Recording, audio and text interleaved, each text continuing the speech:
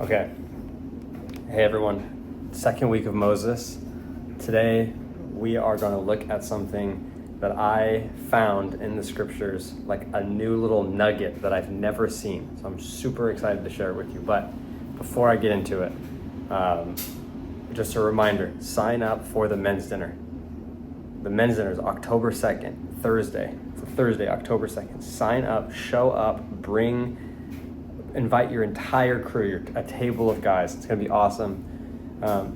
We're close on tickets to getting to a point where like we feel good. And when I feel good, I mean like I want 600, 800 guys there. So like, let's go, like fill it up. Let's get this thing going. It's going to be awesome. Okay. Here it is. Exodus. We're in Exodus chapter 6. Here's my encouragement before we read this. I want to encourage you to read Exodus. It's a very, very important book in the biblical narrative. If you read Exodus explains a lot of the life of Jesus. It explains so much of what's happening in the prophets. It explains so much of what's happening in the course of redemptive history, how God has been on a mission to redeem humanity. Like the book of Exodus is the story, specifically the moments where we're pulling out of Egypt and we're in the wilderness. I mean, like this story, the Exodus story, is so important into the history of people who follow the God of Israel, Jesus, Yahweh, the whole deal. So read Exodus. It's super crucial for you. And take it slow and like ask questions and look stuff up and do the whole thing. But I'm going to show you something today that's in Exodus chapter 6 that I've never noticed. So, question. Have you ever seen Batman Begins? I'm sure you have. Christopher Nolan. It's like the first one of the trilogy of Batman Begins. And there's this, as kind of Batman Begins is unfolding, right? There's these stories of Bruce Wayne, and it kind of is cutting back. Like it kind of like shows little glimpses of Bruce Wayne currently, and then it'll cut back into time showing like his backstory and how he's like been equipped for all of the things that he's doing, right? It cuts back to that parent's murder in the alleyway and how that trauma shaped him. It cuts back to like his training with Ra's al Ghul in the League of Shadows, and how like that discipline and fear confronting and like the bats, and it kind of like shapes his story. And all of the flashbacks, all these little flashbacks, what they're doing for the audience is they're reminding that Bruce Wayne is not just putting on some random freaking bat suit because he's rich and whipping around the city and saving people. What he's doing is he has this like lineage of Gotham City, right? There's a lineage of Gotham City like in his bloodline, like his dad is like the savior of Gotham basically. There's pain from the hurt of Gotham City, and there's like this mission to save Gotham from itself, essentially, right? That's Batman Begins. And it's kind of epic, and if you watched it, you know, whatever his name is, Christian Bale, his Batman voice is like insane. So that's that idea of Batman Begins, looking back, constantly looking back at the life of Bruce as a kid and kind of training in the League of Shadows. In Exodus chapter 6, we get the exact same thing. So here's the context for Exodus chapter 6. Moses has just been has been going back and forth between the Israelites and Pharaoh. And I mean, if you've seen Prince of Egypt, the Disney film, by the way, fire movie. If you haven't seen that, like honestly, go watch Prince of Egypt and then read Exodus. It's like this. It's just like it'll help you understand what's happening. But anyway, Prince of Egypt, that whole idea, like let my people go, like that whole thing, right? Like that's kind of what's happening right now in the story. And Moses has been kind of complaining to God because what he's noticing is Moses feels ill-equipped. We talked about that with Exodus 3 with the burning bush. Remember, he feels like really inadequate. He has like a lot of shame. But one specific area in Moses's personality, almost like his idiosyncrasies, is like he doesn't feel like he speaks well. In Exodus chapter 4, he complains to God, I don't speak well. And then in Exodus chapter 6, verse 10, this is what it says. Then the Lord said to Moses, go tell Pharaoh, king of Egypt, to let the Israelites go out of his country. And then in verse 12, but Moses said to the Lord, if the Israelites will not listen to me, because he had just gone to the Israelites and they were like, dude, get out of here. You don't know what you're talking about. He says, if the Israelites won't listen to me, why would Pharaoh, king of Egypt, listen to me? And he says this line. This is his little feeling of inadequacy. Since I speak with faltering lips. Another translation, I don't speak well, right? I stutter. I mumble. I falter with my words, right? Like, I'm not good. And then in the story, literally, it feels so random. He says, I speak with faltering lips, verse 12. And then verse 13. Now the Lord spoke to Moses about the Israelites and the Pharaoh, king of Egypt, and he commanded them to bring the Israelites out of Egypt. These were the heads of their families. Then it goes straight into a lineage of Moses and Aaron. And I'll read a little bit of it. I'm not going to read the whole thing because it's a little bit of a slog. It goes, the sons of Reuben, the firstborn sons of Israel, were Hanok and Palu, Hezron and Carmi. These were the clans of Reuben. The sons of Simeon were Jemuel, Jamin, Ohad, Jachin, Zohar, and Shaul, the son of the Canaanite woman. And these were the clans of Simeon. And these were the sons of Levi, according to the records. Gershon, Kohath, Merari. Levi lived, so he just does this thing. He just kind of goes into this whole lineage for a while, for like 20 verses. He goes into this lineage. And then verse 28. Now when the Lord spoke to Moses in Egypt, he said to him, I am the Lord.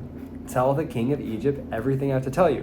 Which, by the way, that's exactly what we just heard in verse 12. He says, go tell the Pharaoh to get him out of Egypt. And then Moses directly again says to God, Moses said to the Lord, since I speak with faltering lips, why would Pharaoh listen to me? So you got here's the literary structure that's important. Moses says the same thing twice. I have faltering lips, I don't speak well. Once, and at the very end, I have faltering lips, I don't speak well. And in the middle, you have this massive lineage section. The lineage of the family record of Moses and Aaron. You have this whole thing. I remember I was reading, I was like, this is so random. And then I realized something. Here's what I realized. What the writer of Exodus, which happens to be Moses, is trying to show us is this. He has a backstory, and his backstory, the way that God has worked him through his family, worked him through his past, worked him through like all of the little instances in his life, has actually equipped him for the moment that he's in, and I'll explain why. Moses is a son of Levi. Moses is a son of Levi, meaning Moses, his great-great-grandfather, is Levi, one of the 12 sons of Jacob, aka Israel. So one of the 12 sons of Israel, right? You have the 12 tribes of Israel. One of the 12 sons is Levi, and Moses is a son of Levi. Here's why that's important. The only people who could be priests in the nation of Israel were the Levites from the tribe of Levi. And so what Moses is trying to show the listener, which would be the Israelites at the time, but now us, what he's trying to show the listener is this. Moses and Aaron, his cousin, brother, basically, what he's trying to show them is these two people are equipped to do the thing that they're doing because they are priests of Yahweh. They are priests. They are the only types of people, the only piece in the family lineage that can go and speak to God directly. And because of that, their words that they speak to Pharaoh and that they speak to the Israelites hold great weight because only the priests had access to God, and only Moses, a priest of God, had full access face-to-face to God. So here's the point. Moses says, I speak with faltering lips. And God says, from the beginning of the Israelite family tree, I have had you, Moses, in mind to do the thing that you're going to do. Now let me turn the corner and apply it to us right now. Here's the application to us. You and me have a past. You and me have a family history. You and me have instances and moments in our life where God has shaped us and moved us. Let me give you a personal example. My grandfather was an elder at a church for many, many years. Used his gifts to work in the church as a volunteer. My dad was a pastor at a church, and now I work for a church as a pastor. My dad came to me a few months back, maybe almost a year ago now, and said I had this dream. And in the dream, my dad, his dad, my grandfather, he said, my dad gave me a toolkit. And I took the tools and I added them to my toolkit. And now I had more tools. I had double the amount of tools that he had. He's like, and then when you were born, in my dream, I took all of the tools that he gave me and that I had, and I gave them to you. And you had more tools. And the point of the story, the point of the dream that he felt like God was giving him was this, that God has equipped me because of my past to do the things that I'm doing. God has worked in my family lineage, worked in my family line to shape me and mold me to be the person that I am today, which is working for CPC and doing the things that I do. But here's the thing. We like to get caught on our negative family cycles, right? Well, my dad was an alcoholic. My mom was angry. You know, my grandfather cheated on his wife, and oh yeah, well they were like this and this and this and this and this and this and this and all the way back, and they were that. It's like whatever. Like we do all the negative family generational sins, right? And what God is trying to show Moses here is there is a flip side to generational sin, and it is generational blessing. It's generational blessing. And you and me, we have generational blessings. We have things that have carried through our family line that God wants to use in every single area of your life. If your dad was generous, if your grandfather was generous, that generosity flows into your life now. If your dad and your mom were people who had great gifts of hospitality, that gift can be given straight to you. It flows through your family. So here's the main application for you today. I want you in your groups. I don't want to hear any of this like, oh, my family, and it's okay to have generational sin. It's okay to have problems in your family. But I don't want to hear any of this like, oh, I inherited this thing from my dad. No. I want you to go with your groups, and I want you to go, hey, what is a positive thing that's blessed your life that you've inherited from your family? What is an area of your life where you go, man, I'm so thankful for the generational blessing that was bestowed upon my life that's now blessing my kids? And secondly, what is an area of blessing that you've been given, gifts that you've been given, ways that God has used you that now you can go and give to your kids and your family and pass on to the family line? So two things. One, what have you been given? And two, what are you giving? Moses, here's the point of Moses. Moses has insecurities.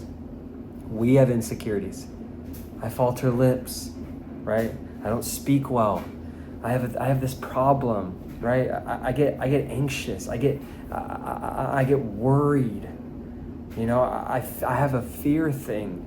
You know, I have a terrible time with finances. Why me? I'm not good with my kids. I'm kind of angry. Like, no, yeah, you have all these things. I get it. We have problems.